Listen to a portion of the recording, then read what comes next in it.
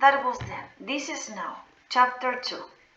The next afternoon, after school, Mark and me went downtown to hospital to see my mother. She had just had a big operation, one that cost a lot of money. We had sold our car, an old Chevy, our TV, a little black and white job, and anything else we could find to sell. But we were still short of money. I have been trying for weeks to find a job. Mark scrunched it around and came up with some money. I didn't ask him where he got it, and he didn't tell me, so I figured he stole it somewhere. Mark was really bad about stealing things. He stole things and sold them, or stole them and kept them, or sold things and gave them away. It didn't bother me. He was too smart to get caught. He had been stealing things since he was 6 years old. I wasn't about taking a pack of cigarettes from a drugstore, but that was about it. I was the hustler and Mark was the thief. We were a great pair. One thing about it though, Mark couldn't see anything wrong with stealing stuff. I could. It didn't much matter to me whether or not Mark was a thief, but I still felt that stealing was wrong. At least it's against the law. I think Mark was only dimly aware of that fact. Stealing was a game to him, something to do for fun and profit, and he was careful not to get caught because that was one of the rules. So, that was how we lived, stealing stuff and selling stuff, trying to save money and eat at the same time. I never thought about it then, but I can see now that it was a pretty rough time for us. Anyway, Mark and I hitched a ride almost all the way to the hospital. The guy who gave us a ride was a hippie with long hair and beard and a Volkswagen bus. Those buses are very big with hippies. I don't know why. The guy said his name was Randy and that he went to college in town, majoring in English. I figured he was a pretty brave guy. Mark and I looked like tough guys, the kind who go around jumping hippies, which we hadn't once before. We had gone over to the city park where the hippies hung out just to beat up somebody. I wouldn't do it again though.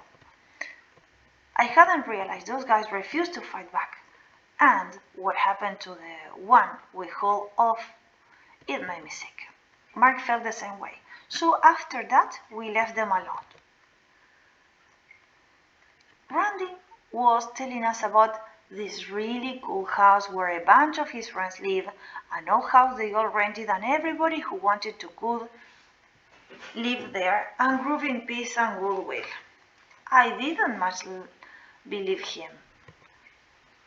There had to be a few sponges in a setup like that, and living with a bunch of people would get on my nerves, especially if they were hairy and dirty. But I was polite and said, "Sounds cool," even though it didn't particularly appeal to me. Mark was interested though, and asked Randy all kinds of questions about where this place was and who all lived there, and if he knew about any other places like that.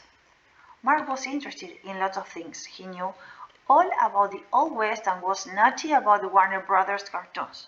So it didn't bug me when he got all excited about hippie living.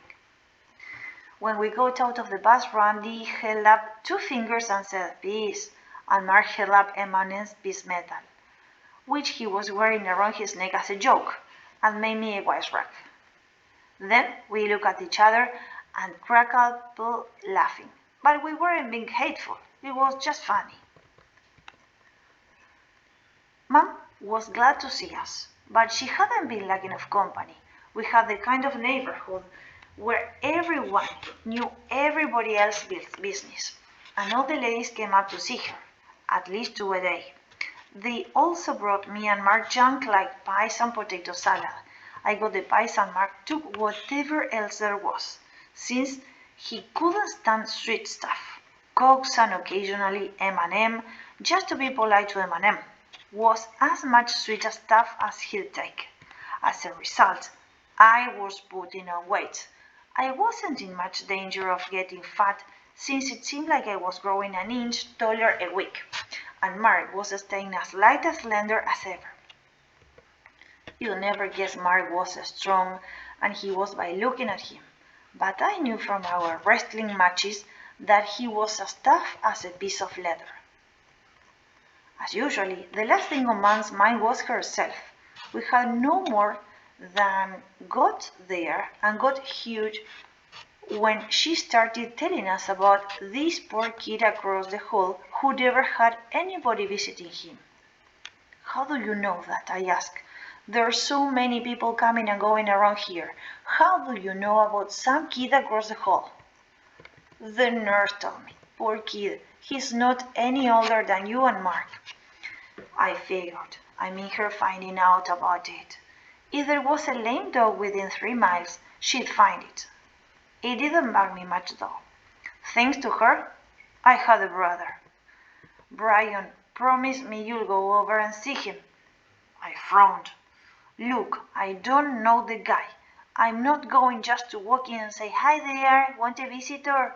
My mother tells me you don't have any. Bryon, Mom said, just go talk to him. He won't talk much to the nurses. He's been hurt pretty badly. Poor thing. I'll go see him, Mark said. Bryon, come with me. I gave him a dirty look, but he continued. Who knows? Maybe one of us will end up in the hospital sometime with nobody to come and see us. That was just the kind of junk my mother eats up, and Mark knew it. When we left, I stopped him at the hall. What's the idea of telling her you were going to see that guy? That kid. Mark shrugged. I am going to. Why not? This was a typical of Mark, and it wasn't typical of anyone else. Well, I'm not going. I'm going down to the snack bar here and get a hamburger. Ain't you hungry? Mark shook his head. No, I'll meet you down there later. I took the elevator to the basement where the snack bar was. I sat on a stool at the corner. After sitting at the bar and Charlie's, I had got used to it stool at the counter. After sitting at the bar at Charlie's, I had got used to it. Reading the menu over and over, thinking about all the foods I'd get if I could. I loved to eat.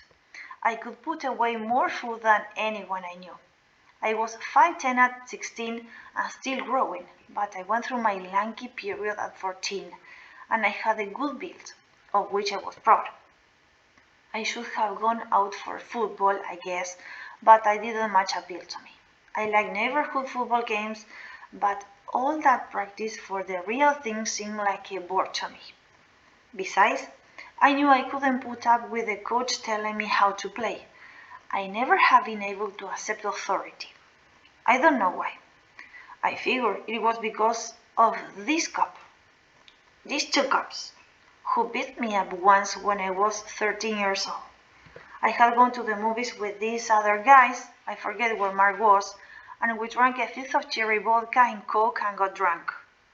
That stuff tasted terrible, but I was a dumb kid and I drank it just to show I was super tough as the rest of them.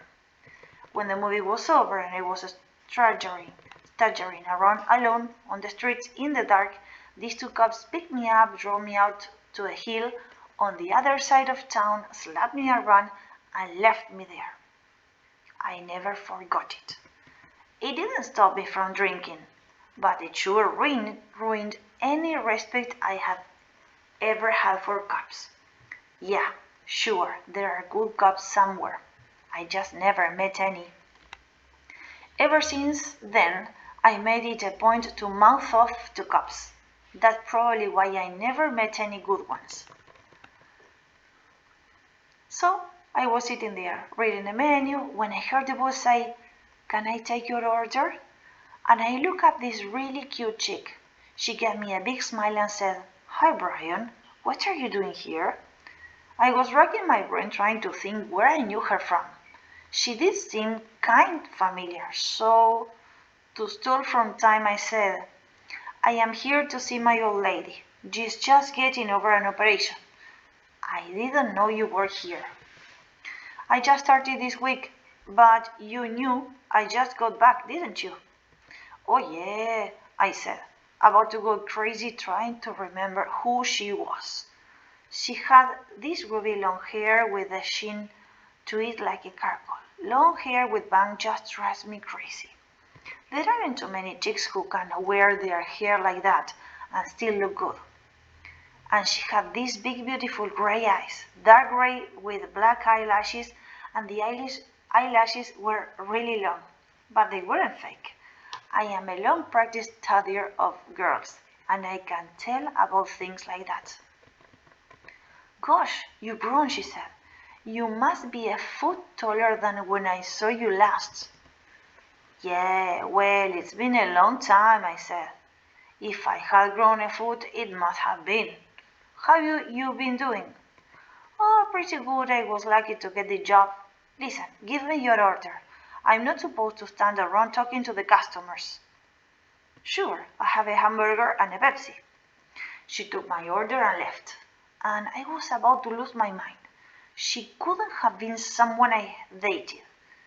I date a lot of girls, but I was sure I could remember them if I saw them again.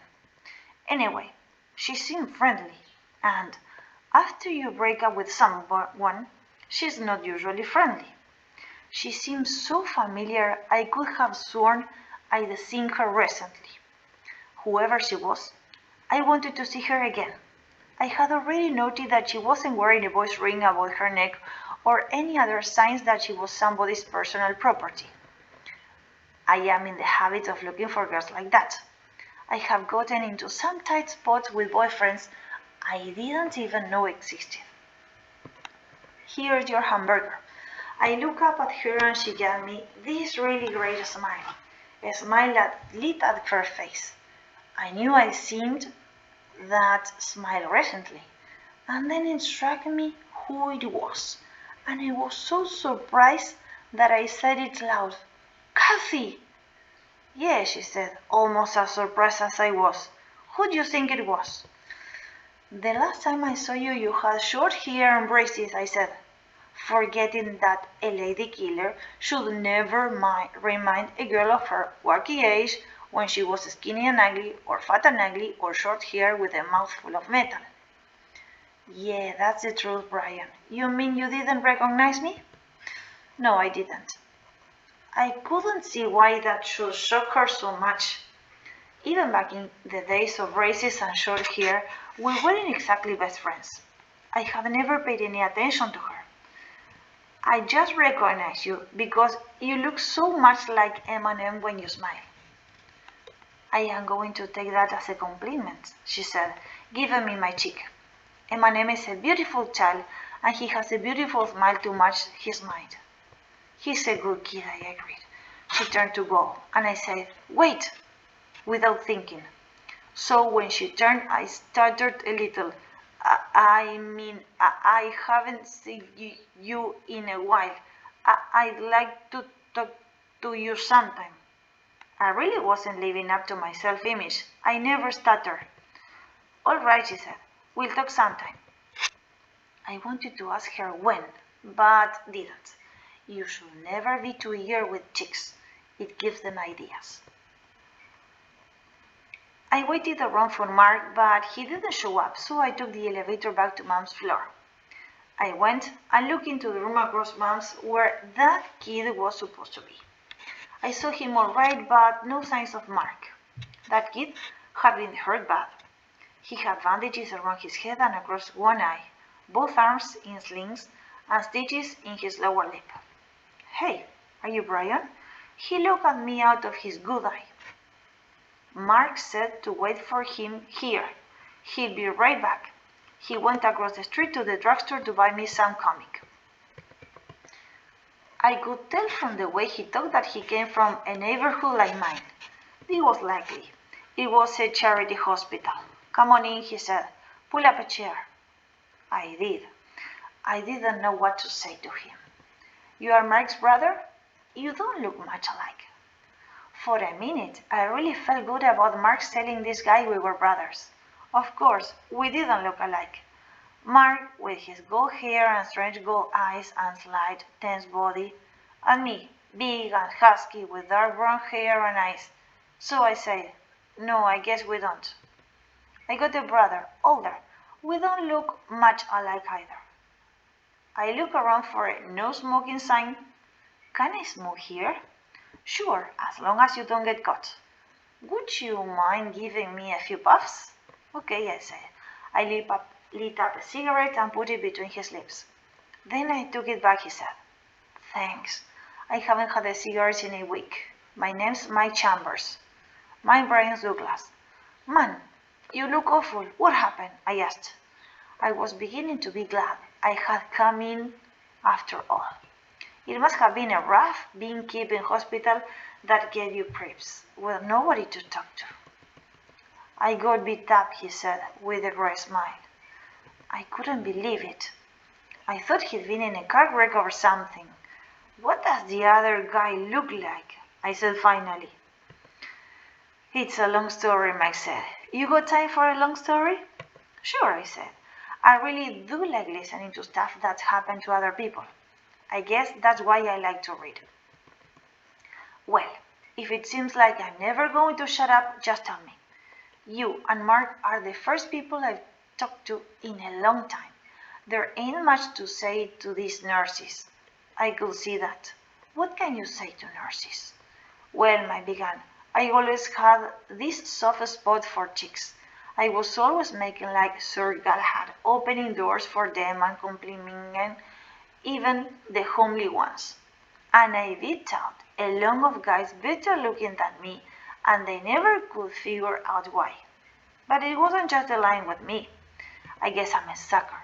I've been taken a few times. I like loaning money from chicks who came on with a soft story, but I'll always believe the best about a girl until I'm proved wrong, which is my own hang-up.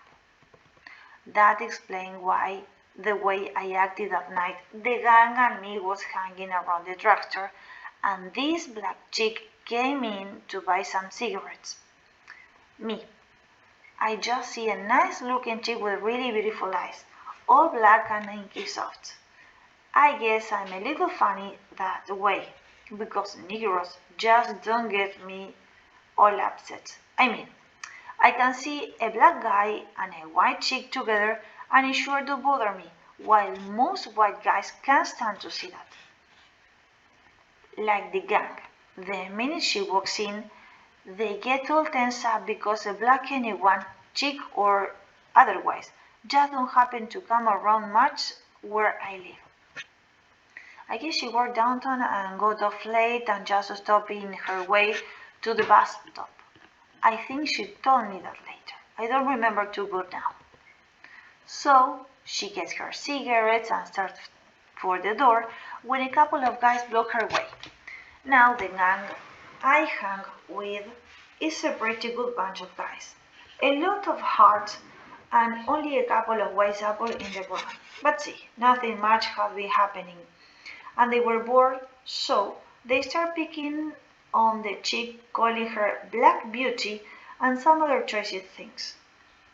They were really getting rude, and I was feeling sorry for the girl. She kept her eyes down and just said, "Let me by, please," really soft like. The guys started pushing her around, not enough to hurt her, but enough to scare her plenty. She just gripped her purse with both hands and tensed all over like she was trying to keep from running, which was pretty smart. Running is just an invitation to be chased, and if she got caught, it would be in a lighted drugstore. The old guy who runs the drugstore had disappeared. He was scared silly of the gang. I don't know why. We never done anything to him. When one of the guys grabbed hold of her and really got crude, I got fed up. I went over and said, "Let her go," like I mean it. They all looked at me for a while like they were trying to make up their minds whether or not to jump me. We don't usually go around beating each other up, but it has happened. They finally decided not to. My big brother, he's got a pretty big rep as a tough guy in our neighborhood. He's in jail now. That's why he don't come to see me. It was his rep and not mine that stopped them. because I ain't never been known as a tough guy. So they turned her loose and went back to reading comics, and I followed the girl outside. She was looking up and down the street, kind of desperate like, and I knew she'd miss her bus. I said, "Hey girl, if you miss your bus, I can give you a ride home." She just kept her eyes down. Finally she said something, but brother, I'm not going to repeat it. I saw then, and there she thought I had evil intentions. I don't blame her. Hell, if I had to take what she just did, I'd be sore and suspicious too. I said, "Look, I don't want a pickup or anything." She gave me a funny look, so I did quick. "Know that you are not really cute or anything. I mean, you'll have to stay here another hour to catch the next bus, and I'll be leaving, and I don't know what those other guys might do." She saw the logic in that because I was getting dark. Not too many cops come around that area. It's a kind of deserted street, you know how cops are. There's a million over the ribbon, making sure the nice kids don't kill each other or run each other down, while we can cut each other's throats and they don't give a damn. Finally she said she'd let me drive her home. I had my old Ford parked in the drugstore parking lot. It was really my brother's car, but he said I could drive it anytime he got busted, which is often. He's a pretty good guy, but if you've got a rep for fighting, somebody's always trying to take you on. The last time that happened, my brother busted a bottle over the guy's head and got charged with assault with a dangerous weapon. He never used weapons before, but he had finally got fed up with the whole routine. It wasn't his first offense, so they sat on him kind of hard. Anyway, we get into the Ford and I can see the poor kid is still scared. She sits hugging the door on her side like she's going to jump out any second. I got a couple of good looks at her. She was really slender, looked like she'd sort of sway in the wind, and her hair was down to her shoulders and it must have been straightened. She had on a yellow dress and yellow shoes, and she had her straw purse sitting on her lap. She held onto it with one hand and the door handle with the other. She really was cute. I started talking to her about just everything. Would her old lady chew her out because she was late? My old lady did. Man, they never liked anything you did they? But still sometimes you couldn't get along with them. Did she go to school? I did, but boy, it was really a hell of a place to spend all day. I wanted to drop out, but the old lady said she'd kill me if I did. I kept talking because that's what I do with animals when they are hurt and scared. And pretty soon they'll get over being scared. I've got a hang up with animals too. I could tell that she was beginning to calm down a little. At least she let go the door handle. I even got her to smile once. I forget what I've been saying. And then I said, "I'm sorry about what happened to you back there." And suddenly she started to cry. Man, that got me so shocked. Nothing gets me shocked like chicks crying. Mike stopped there, and I gave him another drag on my cigarette. "That's funny," I said. "Chicks crying bore me. Go on, Mike. Finish your story." Well, I didn't know what to say to her. I finally said, "Hey, don't cry," which never does any good. She kept on snobbing, and now then I'd catch a word or two. I got the idea that she was fed up with getting walked all over with white people. I could see that. I get fed up with getting walked over by the fast teacher, my old man, and the upper class kids at school. So I could see that.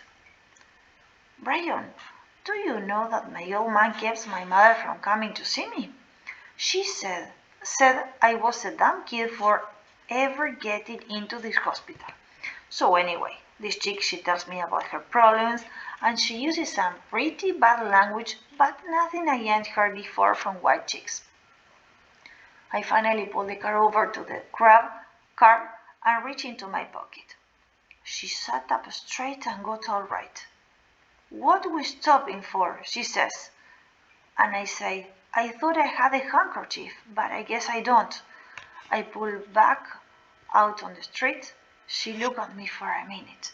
I kept staring straight ahead, but I could tell she was watching me, and she said, "Thank you." I drove her home. She lived way out on the north side where most of the black live. You know where. It is a pretty lousy neighborhood, about as bad as mine. As I pulled up in front of her house, I could see a bunch of kids hanging around on her porch and in her yard. "Well, here you are," I said, a little nervous. For somebody who'd been practicing in her mind how to get the door open, she was pretty slow about getting out.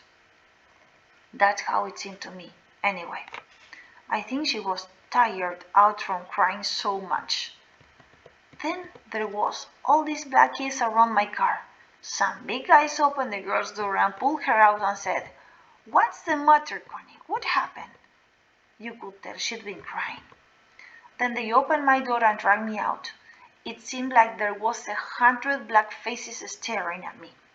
I guess it was really just about a dozen, but it seemed like 100. I just stood there, back up against the car. Talked about scared. Man, I was scared. Top of it, the chick had started crying again, so she couldn't talk. Mike paused there for a minute. He was staring off the distance, and when he started talking again, it was slowly, like he was living the whole thing over again. The big guy came around to my side of the car. "You heard her, white boy." "No," I said, and it didn't sound very loud, so I cleared my throat and said, "No, I didn't." So loud that it sounded like I was shouting. It was really quiet. You could hear the boys' TV from down the street and a dog barking a block away, and Connie stopped snowing. I could even hear my heart pounding in my ears. Then the big guy said, really quiet like, "What if we don't believe you?" And I got so scared I was about to cry and said, "Ask her, huh? Just ask her." The guy called across the car, "Connie, what you want me to do with this white cat?" And real soft, her voice was so soft, just like her eyes, she said, "Kill the white bastard." And sure enough, they almost did. There was a long silence. I think Mike had forgotten I was listening to him. Then he took a long breath. "That's how I got here. I must be a dumb kid like the old man says though, because I still don't hate Negroes. Last of all, Connie. I mean, I can almost see why she did it. Almost." I shook my head. "That's a rotten thing to happen to anybody." "It sure is." Mark's voice came from behind me. He had been standing in the doorway. I don't know how long. "Come on, Bryon," he said. "Here's your comic." He tossed a couple of monster comics on the bed as he got into the elevator. Mark said, "I'm inclined to agree with his old man. That is one stupid guy." "You mean it?" I said. I had been thinking about Mike's story, and I could see his point about not hating the people who beat him up. "Yeah, I mean it, man. Man, if anyone ever hurt me like that, I'd hate them for the rest of my life." I didn't think much about that statement then, but later I could. I still do. I think about it, and I think about it until I am going crazy.